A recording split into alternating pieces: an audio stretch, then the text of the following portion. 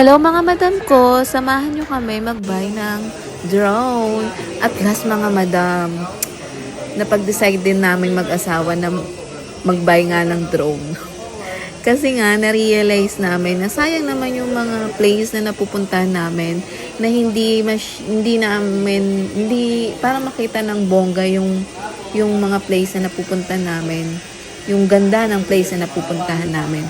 Nung pumunta kami dyan, hindi namin alam kung anong klase yung na-drone yung ibabay namin. So, tinulungan na lang kami ni kuya na mag-decide kung anong maganda. And yun nga, may bagong labas daw sila ngayon. Ayan nga yung flip na maganda. Yun ang in-offer nila sa amin. So, yun na lang yung binay namin. And madali lang siyang gamitin. Kaya, ayan, okay ka Reynante.